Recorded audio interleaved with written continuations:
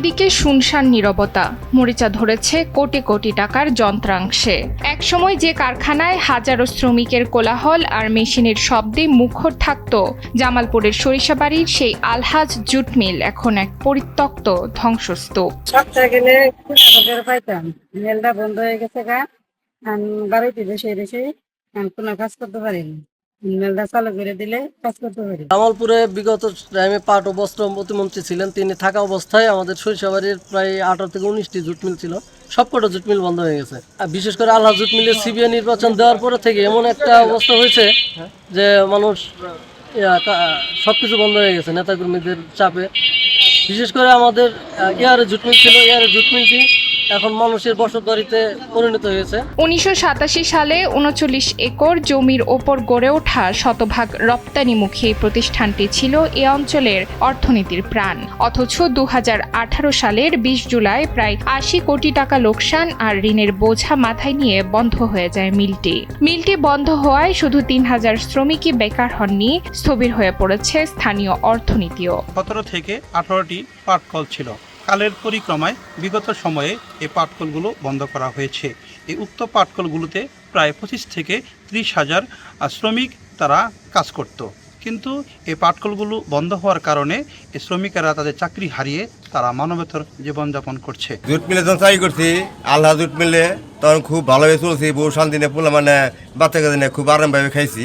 আর এখন বিল বন্ধ হওয়ার পরে আমরা এই অটোমেটো কিনছি, কোনো রকম ডাইল ভাত মানে আর কি চলে, মানুষের সঙ্গে বলা যায় না, তারপরেও চলে। একদম থাকলে তো দেয় না, সুন্দরভাবে আর কি মানে চলে আর কি। আল্লাহ ওই দিকে দিকে দিবে, আল্লাহ দিন নিতেছে আর। রক্ষণাবেক্ষণের অভাবে মিলের ভেতরের মূল্যবান যন্ত্রাংশ এখন একের পর এক চুরি হয়ে যাচ্ছে।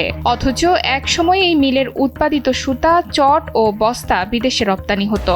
কাঁচামাল হিসেবে বছরে প্রয়োজন হতো প্রায় 3 লাখ মন পাট। সরিষাবাড়িতে অনেক পাট ব্যবসায়ী আছে যারা শুধুমাত্র সরিষাবাড়ির বিভিন্ন মিল ইন্ডাস্ট্রিতে পাট বিক্রি করতো।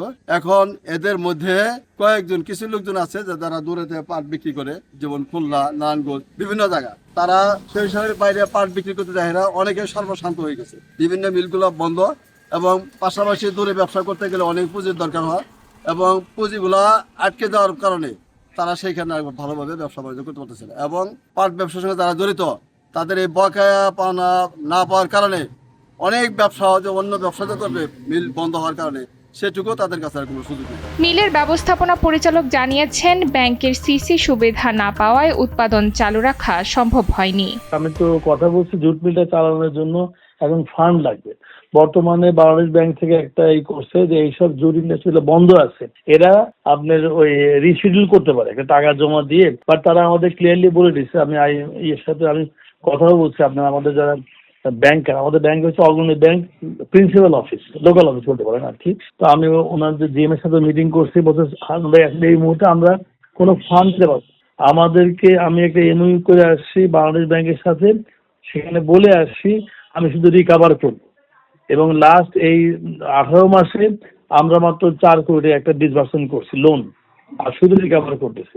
বলে আপনি ভুলে যান, আপনি যদি রিশিডিউল করেন, বাট আমি আপনাকে কোনো ফান্ড দেব না এই মিলটা চালানোর জন্য, আপনি অন্যভাবে ফান্ড অ্যারেঞ্জ করেন। সংশ্লিষ্টরা বলছেন, রাজনৈতিক সদিচ্ছা আর সরকারি তদারকি থাকলে মিলটি আবারও চালু করা সম্ভব। তারা যদি মনে করেন আর প্রথম হলো ফাইন্যান্সিয়াল টাকা পয়সা দিতে হবে।